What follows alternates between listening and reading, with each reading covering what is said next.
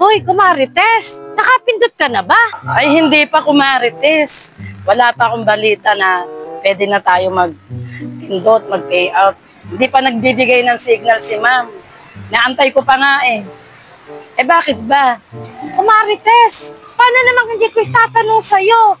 Kung naka-paid out, may payout na tayo kasi wala kami lahat. Wala kami bigas, wala kami lahat sa bahay. Paano naman hindi ko itatanong sa'yo, Kumarites? Aba, Kumarites? Napakasimple at napakaliit naman ang problema mo. Yung bang pansahing pinoproblema mo pa?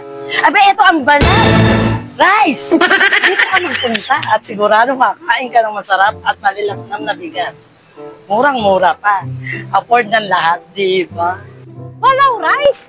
At sino baga may-ari ng Balaw Rice na to? At bagay, nakakautang baga tayo dyan. Bay kami walang-wala ng bigas. Diyos ko, kawawaan may mga anak ko magbugutom.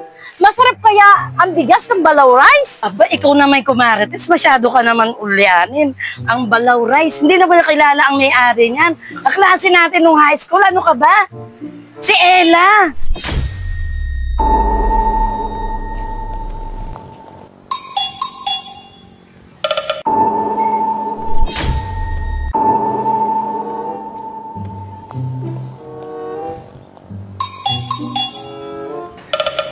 Namumukhaan ko itong babaeng ito. Ay, baka hindi lang iyan yun. Halika na, Kumarites. Puntahan natin si classmate Ella. Tao po! Magandang umaga po! Classmate, andyan na ba ikaw na maganda namin kaklase? Lumabas ka naman dyan. At titingin kami ng iyong masarap na panindang bigas. Aba! Ay, agang-aga naman ninyong dalawa yung nagkikismisan sa harap ng tindahan namin, honey.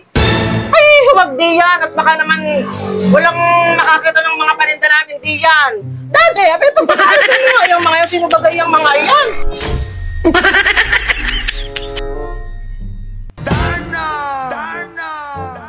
Ikaw naman, Kumarites.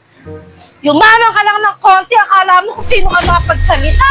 Samantalang dati, nangihingi ka lang sa amin ng kakainit ng bigas. Tapos kung makapagsalita kayo, akala mo kung sino ka. Nakakasakit ka ng damdamin. Naman ganyan, classmate Ella.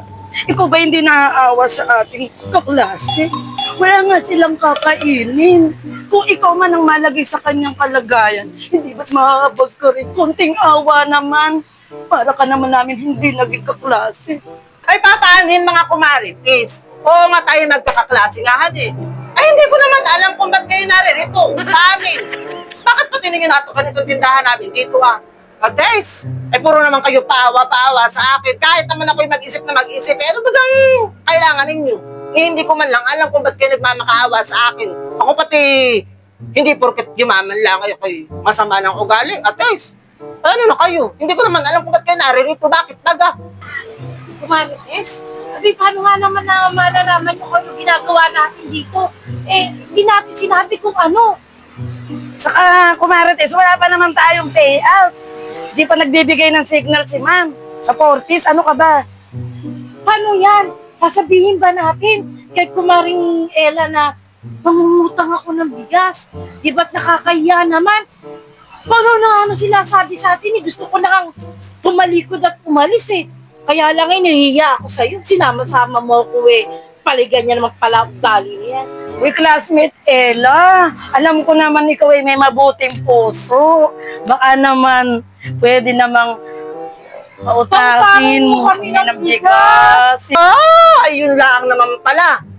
Eh kung sinabi ninyo agad na kayo mangungutang ng bigas, edi tayo hindi na nagkain kung kayo nagpakilala agad sa akin hindi ko naman kayo namumukha ang dalawa Kaya pati ako ganay ko. Ay hala, sige, hindi ko na kayo pautangin ng bigas. Kaya ibibigyan ko na lang ng kalahating kaban at bahala na kayo maghatihan Dahil bigyan mo nga ng bigas itong si Kumarites At pausong mo diyan sa dalawa.